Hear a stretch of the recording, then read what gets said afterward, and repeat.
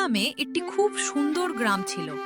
সেই গ্রামের এক প্রান্তে একটি ছোট্ট কুটিরে বাস করত রতন ও তার বৃদ্ধ মা। তারা খুবই গরিব ছিল, কিন্তু সৎ ও পরিশ্রমী জীবনযাপন করত।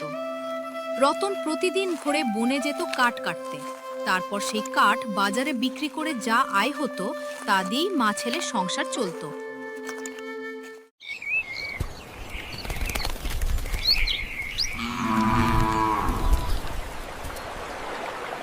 মা, ও মা, কোথায় গেলে? শুনতে পাচ্ছ? কিরে বাবা, রতন, আমাকে ডাকছিস নাকি? মা, আমি জঙ্গলে কাঠ কাটতে যাচ্ছি। তুমি একদম চিন্তা করো না, আর এত কাজ নিয়ে নিজেকে কষ্ট দিও না। আমি সময় মতো ফিরে এসে সব কাজ করে দেব। আচ্ছা বাবা, তুই সাবধানে যাস। জঙ্গলের গভীরে বেশি যাস না, জানো।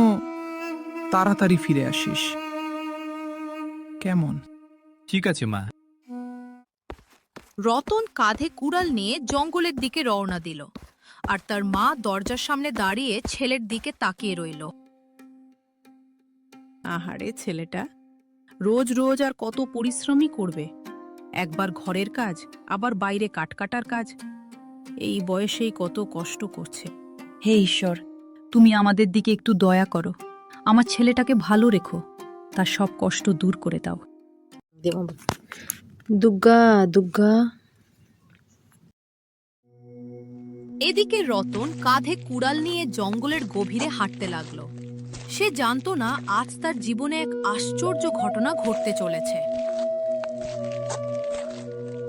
আজ তো জঙ্গলের অনেক গভীরে চলে এসেছি, তারপর একটা শুকনো কাঠও খুঁজে পেলাম না। আর একটু ভেতরে গিয়ে দেখি, যদি কিছু কাঠ পাওয়া যায়।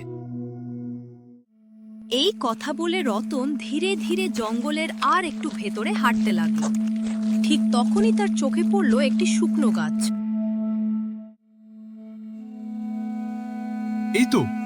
এই তো একটা শুকনো গাছ দেখতে পাচ্ছি। এটাকে কেটে নিতে পারলেই আজকের কাজ হয়ে যাবে। তারপর রতন কুড়াল তুলে শুকনো গাছটিতে আঘাত করতে শুরু করলো। কিন্তু হঠাৎই জঙ্গলের গভীর থেকে ভেসে এলো এক অদ্ভুত কান্নার শব্দ।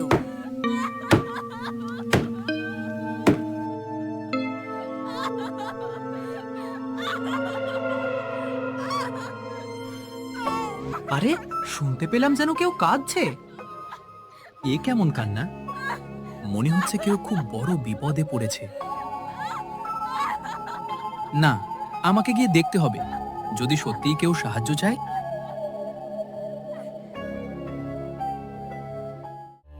তারপর রতন কান্নার শব্দ অনুসরণ করে ধীরে ধীরে জঙ্গলের আরো গভীরে এগিয়ে যেতে লাগলো। কিছু দূর যাওয়ার পর সে একটি বিশাল পুরনো বটগাছের কাছে পৌঁছালে। রতন দেখল বটগাছের মাঝখানে একটি ছোট্ট ঘর। ঘরটির সামনে বসে এক শাকচুন্নি ফুপিয়ে ফুপিয়ে কাঁদছে। কে তুমি, আর এভাবে কাঁদছো কেন? আমি শাকচুন্নি। আমার একটি সোনার হাড়ি চুরি হয়ে গেছে। এখন আমি কি করব? ও মা গো, আমার সোনার হাড়ি, আমার সোনার হাড়ি। আরে তুমি কেঁদো না, আমি তোমাকে সাহায্য করব খুঁজতে। তোমার সোনার হাড়িটা আমরা ঠিক খুঁজে বের করব। রতনের কথা শুনে শাকচুন্নির মুখে একটু হাসি ফুটল। সে দুপুস করে এক লাফে মাটিতে নেমে এলো আর বলতে লাগলো, এই জঙ্গলে সবাই আমাকে ভয় পায়, তাই কেউ কখনো আমার কাছে আসে না। তুই প্রথম যে আমার পাশে দাঁড়িয়েছিস। তুই সত্যিই খুব সাহসী ছেলে। ঠিক আছে, আমি তোমাকে সাহায্য করব, কিন্তু একটা কথা, আমি তোমার উপকার করার পর যেন আমার কোনো ক্ষতি করো না। আমি শুধু তোমার হারিয়ে যাওয়া সোনার হাড়িটা খুঁজে দিতে চাই। এর বিনিময়ে আমার কিছুই চাই না। রতনের এই কথা শুনে শাকচুন্নি মনে মনে ভাবতে সত্যি ছেলেটা খুব সৎ আর দয়ালু। নিজের লাভের কথা না ভেবে অন্যের উপকার করতে চাইছে। তারপর শাকচুন্নি আর রতন সোনার হাড়ি খোঁজে বেরিয়ে পড়ল। হাঁটতে হাঁটতে শাকচুন্নি আর রতন জঙ্গলের গভীরে একটি বড় গুহার সামনে এসে পৌঁছালো। গুহার মুখে একটি বিশাল কালো দৈত্য পাহারা দিচ্ছে। দৈত্যটি এত বড় আর ভয়ঙ্কর ছিল যে তাকে দেখে সাধারণ মানুষ ভয়ে কাঁপতে শুরু করত। ওই দেখো, ওই কি সেই দৈত্য? হ্যাঁ, ওই দৈত্যই আমার সোনার হাড়ি চুরি করেছে। আমার সোনার হাড়িটা ওই গুহার ভেতরেই আছে, কিন্তু ওই দৈত্যটা পাহারা দিচ্ছে। সে যদি আমাদের দেখে ফেলে তাহলে বড় বিপদ হয়ে যাবে। এখন কি করা যায়? চিন্তা করো না, কিছু একটা উপায় ঠিক বের করব। আমাকে একটু দেখতে দাও। এরপর রতন চারদিকে তাকাতে লাগলো। হঠাৎ সে একটি বিশাল মৌমাছির চাক দেখতে পেল। চাকটা দেখেই তার মাথায় একটা বুদ্ধি এলো। সে চুপি চুপি মাটিতে পড়ে থাকা একটা পাথর তুলে নিল। তারপর নিশানা করে জোরে পাথরটা মৌমাছির চাকের দিকে ছুঁড়ে মারল।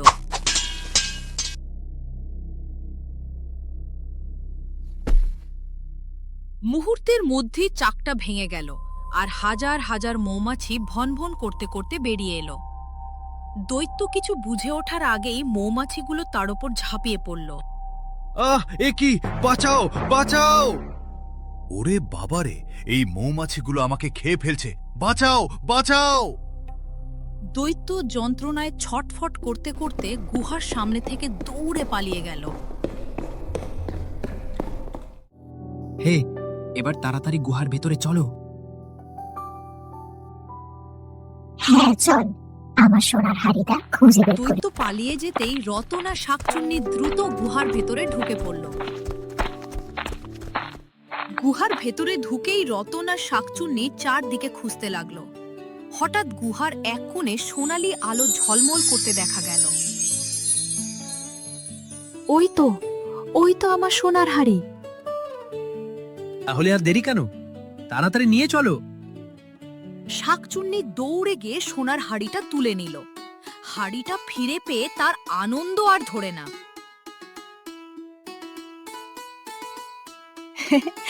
আমার সোনার হাড়ি পেয়ে গেছি। আমার সোনার হাড়ি পেয়ে গেছি। তারপর শাকচুন্নি আর রতন খুশি মনে সোনার হাড়ি নিয়ে তাড়াতাড়ি বাসায় ফিরে গেল।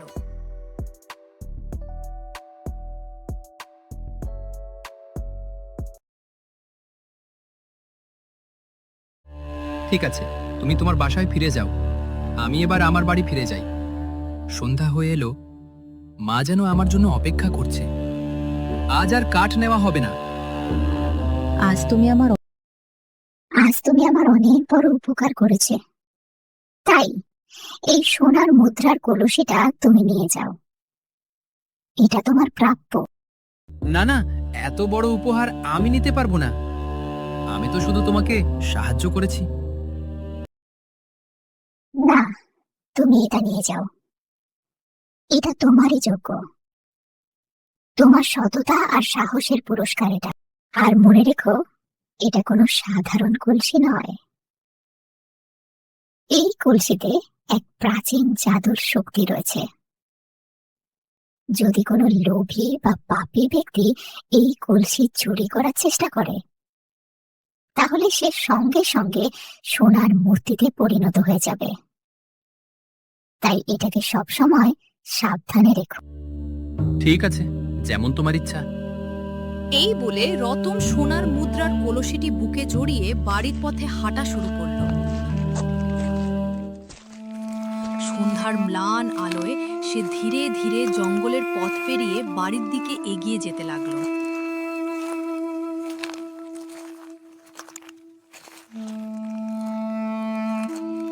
বাড়িতে পৌঁছে রতন দেখল তার মা দরজার সামনে দাঁড়িয়ে তার জন্য অপেক্ষা করছেন। রতন, এত দেরি হলো কেন বাবা? আমি তো চিন্তায় অস্থির হয়ে গিয়েছিলাম। আরে রতন, তোর হাতে ওটা কি? দেখে তো মনে হচ্ছে একটা সোনার হাঁড়ি। মা, বলবো, সবই বলবো। আগে ঘরে চলো, তারপর সব ঘটনা খুলে বলছি। মা, আজ জঙ্গলে এমন একটা ঘটনা ঘটেছে যা তুমি শুনলে অবাক হয়ে যাবে। তারপর রতন ঘরে গিয়ে তার মায়ের কাছে সব ঘটনা খুলে বলল। সব শুনে তার মা অবাক হয়ে গেলেন। ও মা, এ তো কি ভয়ানক ঘটনা! ভূতের সঙ্গে বন্ধুত্ব করেছিস? না জানি আবার কোনো বিপদ ঘটে যায়। আমার তো ভীষণ ভয় করছে। মা, তুমি একদম ভয় পেও না। সেই শাকচুন্নি অনেক ভালো। সে কখনো আমাদের কোনো ক্ষতি করবে না, বরং সেই আমাদের উপকার করেছে। মা, তুমি চিন্তা করো না। আমি এখন কিছু সোনার মুদ্রা বিক্রি করে আসি। যা টাকা পাব তা দিয়ে আমাদের সব অভাব দূর করব।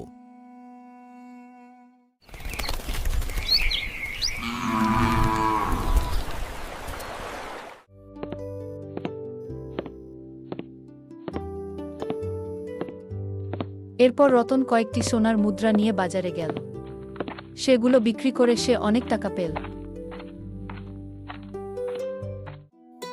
অল্প কিছু দিনের মধ্যেই রতন সেই টাকা দিয়ে তার মায়ের জন্য একটি বড় ও সুন্দর বাড়ি তৈরি করল।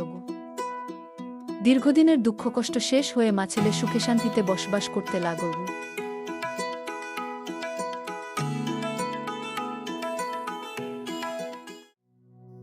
এইসব দেখে পাশের বাড়ির গদাধরের মনে লোভ আর হিংসার আগুন জ্বলে উঠল। রতনের দিন দিন বাড়তে থাকা সুখ সমৃদ্ধি সে কিছুতেই মেনে নিতে পারছিল না। সে মনে মনে ভাবতে লাগলো, রতনের এই বিপুল সম্পদের পেছনে নিশ্চয়ই কোনো গোপন রহস্য লুকিয়ে আছে। কিছুদিন আগেও রতন ছিল একেবারে গরিব। ঠিকমতো দুবেলা খাবার জোটাতেও কষ্ট হতো তাদের। আর আজ দেখো, কত বড় বাড়ি, কত টাকা পয়সা। হঠাৎ করে সে এত বড়লোক হলো কি করে? সে না, কিছুতেই মেনে এই নিতে রহস্য পারছিল আমাকে না যে জানতেই হবে। রতনের ভাগ্য এত দ্রুত বদলে যেভাবেই গেছে। হোক, আমি এর দিন আসল রাত কারণ তার খুঁজে বের মাথায় করব। একটাই চিন্তা ঘুরপাক খেতে লাগলো, রতনের এই সম্পদের রহস্য কি? অন্যের সুখে খুশি হওয়ার বদলে সে হিংসা আর লোভের পথে হাঁটতে শুরু করলো। আর সেই লোভই তাকে এক ভয়ঙ্কর বিপদের দিকে ঠেলে দিল। এই যে, তুমি এত অস্থির হয়ে আছো কেন? সকাল থেকে দেখছি তুমি যেন কি একটা চিন্তায় ডুবে আছো।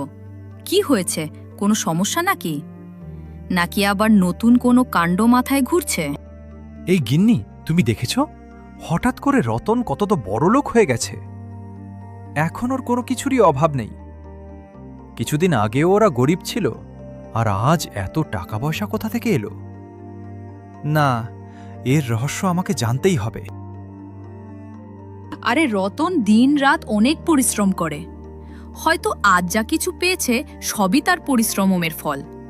তুমি কেন এসব নিয়ে এত মাথা ঘামাচ্ছে? অন্যের কথা না ভেবে নিজের কাজ করো, তাহলেই আমাদেরও ভালো হবে। এই যাও তো, আমাকে এত জ্ঞান দিতে হবে না। যাও, গিয়ে নিজের কাজ করো। আমি কি করব আর কি করব না সেটা আমি ভালো করেই জানি। রতন কিভাবে বড়লোক হলো সেটা জানার অধিকার আমারও আছে। তুমি এসব বুঝবে না, তাই অযথা কথা না বলে আমাকে আমার মতো থাকতে দাও। গদাধরের এমন কথা শুনে তার স্ত্রী মিনা আর কিছু বলল না। চুপচাপ একটা দীর্ঘশ্বাস ফেলে সে সেখান থেকে চলে গেল।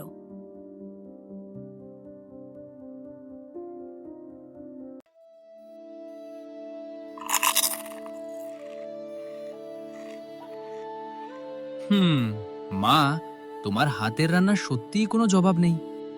এক একটা রান্না যেন অমৃতের মতো হয়েছে। এত মজা করে আমি অনেক দিন কিছু খাইনি। তোমার হাতের রান্না খেলে মনটাই ভরে যায়। হয়েছে হয়েছে, আমাকে আর এত প্রশংসা করতে হবে না। এবার নিজের একটা নতুন জীবন শুরু করার কথা ভাবো। আমারও তো বয়স হয়েছে বাবা, আগের মতো আর সব কাজ সামলাতে পারি না। হঠাৎ যদি আমার কিছু হয়ে যায়, তাহলে এই বড় সংসারটা কে দেখবে? তাই বলছি, এবার তোর একটা ভালো মেয়ে দেখে বিয়ে করা দরকার। বাড়িতে একটা বউ এলে সংসারটাও গুছিয়ে যাবে, আর আমিও নিশ্চিন্ত হতে পারবো। হ্যাঁ মা, পারবো। তুমি ঠিক বলেছ। তবে তার আগে একবার শাকচুনির কাছে যেতে হবে। আজ আমাদের জীবনে যা কিছু ভালো হয়েছে তার জন্য তাকে ধন্যবাদ জানানো দরকার। তারপর না হয় বিয়ের কথা ভাবব। হ্যাঁ বাবা, অবশ্যই যাও। যে উপকার করে তাকে কখনো ভোলা উচিত নয়। মা ছেলের এই সমস্ত কথোপকথন বাড়ির বাইরে দাঁড়িয়ে চুপি চুপি শুনে ফেলল পাশের বাড়ির গদাধর। রতনের মুখে শাকচুন্নি আর সোনার কলসির কথা শুনে তার চোখ দুটো লোভে চকচক করে উঠল। একদিন রাতে হঠাৎ করে প্রচণ্ড ঝড় বৃষ্টি শুরু হলো। আকাশে বিদ্যুৎ চমকাতে লাগলো আর চারদিকে বজ্রপাতের গর্জন শোনা যেতে লাগলো। এদিকে সেই রাতেই রতনের মা প্রচণ্ড জ্বরে আক্রান্ত হয়ে বিছানায় পড়ে গেলেন। তার শরীর জ্বরে পুড়তে লাগলো আর দুর্বলতায় তিনি ঠিকমতো উঠতেও পারছিলেন না। রতন, ও রতন, একবার এদিকে আয় বাবা, আমার শরীরটা খুব খারাপ লাগছে। মায়ের ডাক শুনে রতন তাড়াতাড়ি তার ঘরের দিকে ছুটে গেল। ঘরে ঢুকতেই সে দেখল তার মা বিছানায় অসুস্থ হয়ে শুয়ে আছেন। মুখটা ফ্যাকাশে হয়ে গেছে আর জ্বরে তার শরীর কাঁপছে। মাকে ওই অবস্থায় দেখে রতনের বুক কেঁপে উঠল। মা, তোমার তো খুব জ্বর, শরীর একদম গরম হয়ে আছে। তুমি একদম চিন্তা করো না, আমি এখনই একজন বৈদ্যকে ডেকে আনি। তুমি ততক্ষণ বিশ্রাম নাও। না রতন, তুই এখন যাস না। দেখছিস না বাইরে কি প্রচন্ড বৃষ্টি হচ্ছে। এখন বাইরে যাওয়াটা খুবই বিপজ্জনক। এখন কোথাও যেতে হবে না তোকে। না মা, তুমি ভয় পেও না, আমার কিছু হবে না। তোমার এই অবস্থা দেখে আমি চুপচাপ বসে থাকতে পারবো না। বাইরে যতই ঝড় বৃষ্টি হোক, আমি এখনই বৈদ্যকে নিয়ে আসব। তুমি শুধু চিন্তা করো না, আমি খুব তাড়াতাড়ি ফিরে আসব।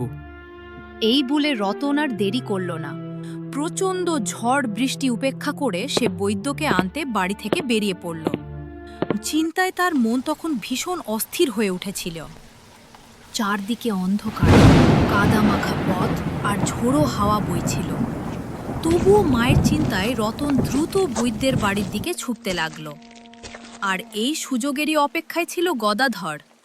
রতন বাড়ি থেকে বেরিয়ে যেতেই সে চুপি চুপি রতনের বাড়ির ভেতরে ঢুকে পড়ল। তারপর ঘরের এদিক ওদিক খুঁজতে লাগলো সেই রহস্যময় সোনার কলসির সন্ধানে। ঘরে ঢুকেই সে এদিক ওদিক খুঁজতে লাগল। তার মনে হচ্ছিল রতনের ধনী হওয়ার রহস্য নিশ্চয়ই এই বাড়ির মধ্যেই লুকিয়ে আছে। হঠাৎ তার চোখ পড়ল টেবিলের ওপর রাখা সোনার মুদ্রায় ভরা সেই কলসিটির দিকে। কলসিটা সোনালি আলোয় ঝকঝক করছিল। এ আমি কি দেখছি? একটা সোনায় ভর্তি কলসি। এখন বুঝতে পারছি রতন এত তাড়াতাড়ি বড়লোক কিভাবে হলো। এই কলসিটাই তাহলে তার সব সম্পদের রহস্য। আজ থেকে এই কলসির মালিক আমি। এক মুহূর্তও দেরি না করে গদাধর কলসিটা তুলে নিয়ে দৌড়ে পালাল। কিন্তু সে জানত নাই কলসির সঙ্গে জড়িয়ে আছে এক ভয়ঙ্কর অভিশাপ। আর এদিকে রতন বৈদ্য কবিরাজের বাড়িতে পৌঁছে দরজার সামনে দাঁড়িয়ে তাকে ডাকতে লাগলো। বৈদ্য মশাই, ও বৈদ্য মশাই, দয়া করে একবার বাইরে আসুন।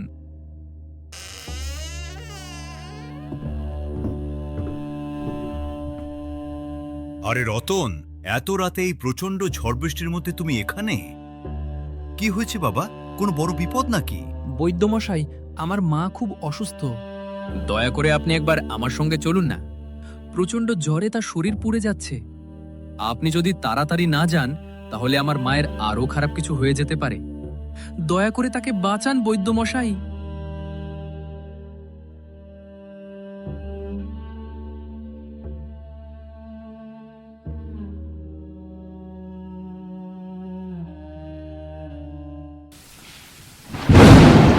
তারপর তিনি আর রতন প্রচণ্ড ঝড় বৃষ্টি উপেক্ষা করে রতনের বাড়ির দিকে হাঁটতে লাগলেন।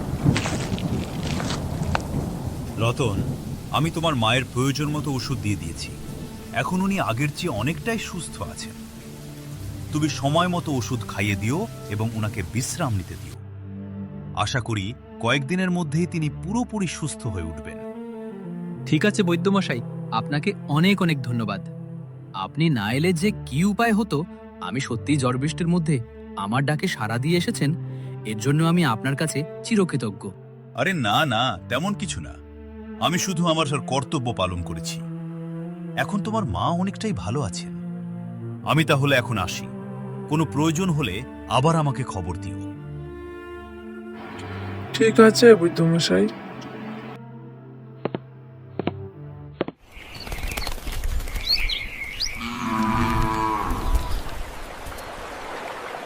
পরের দিন সকালে ঘুম থেকে উঠে রতন দেখল টেবিলের উপর যত্ন করে রেখে দেওয়া সোনার কলসিটা নেই। মুহূর্তের মধ্যেই তার মুখের হাসি মিলিয়ে গেল। সে ঘরের এদিক ওদিক খুঁজতে লাগল, কিন্তু কোথাও কলসিটির সন্ধান পেল না। এ কি? সোনার কলসিটা কোথায় গেল?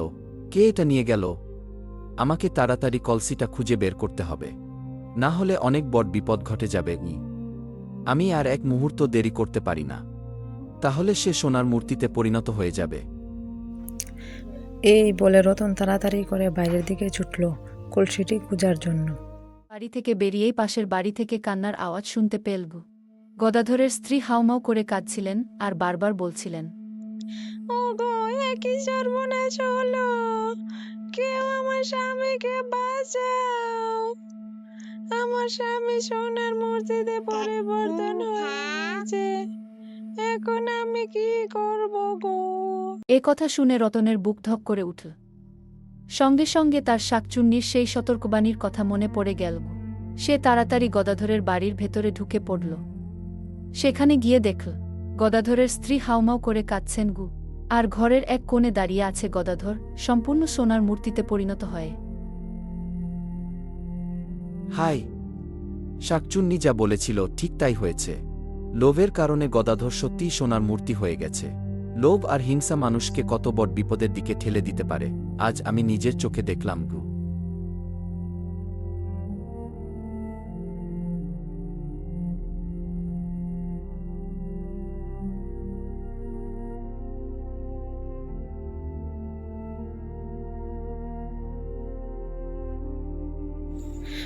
রতন, আমার স্বামীকে বাঁচাও, ও ভুল করেছে, কিন্তু আমি ওকে এভাবে হারাতে পারবো না। কাকিমা, আপনি চিন্তা করবেন না। আমি এখনই শাকচুন্নির কাছে যাচ্ছি। হয়তো একমাত্র সেই গদাধরকে আবার আগের অবস্থায় ফিরিয়ে আনতে পারবে। এই বলে রতন সোনার কলসিটি হাতে নিয়ে জঙ্গলের দিকে দৌড়ে গেল।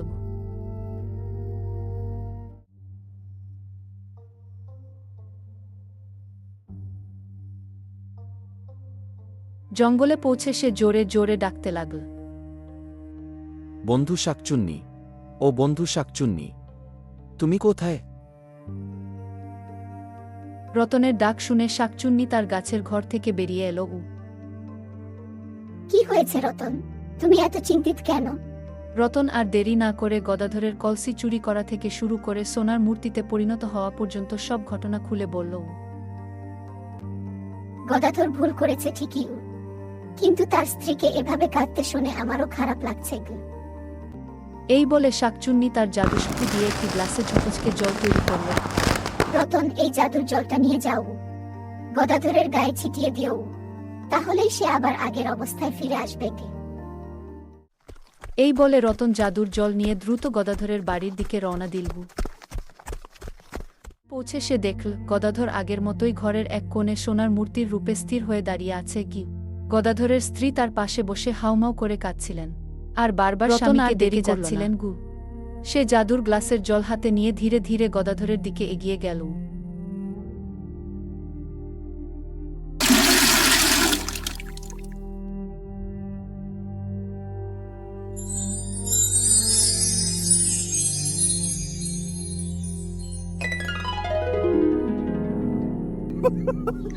দেখো রতন, দেখো, তোমার কাকা আবার আগের মতো হয়ে গেছে। তুমি না থাকলে আজ আমি আমার স্বামীকে ফিরে পেতাম না। তুমি অনেক ভালো কাজ করেছো রতন। রতন, আমাকে ক্ষমা করে দাও। লোভের বসে আমি অনেক বড় ভুল করেছি। আমাকে ক্ষমা করে দাও রতন, আমি আর কখনো এমন ভুল করব না। কাকা, নিজের ভুল বুঝতে পারাই সবচেয়ে বড় শিক্ষা। আপনি যখন আপনার ভুল স্বীকার করেছেন, তখন আমার আর কোনো অভিযোগ নেই। চলুন, আজ থেকে আমরা সবাই মিলে নতুন করে জীবন শুরু। পর থেকে সবাই নিজেদের ভুল ত্রুটি ভুলে একসঙ্গে মিলেমিশে থাকতে শুরু করলো। রতন, তার মা, গদাধর ও গ্রামের সবাই সুখে শান্তিতে দিন কাটাতে লাগলো। আর এভাবে তাদের জীবন আনন্দ, ভালোবাসা আর সমৃদ্ধিতে ভরে উঠল।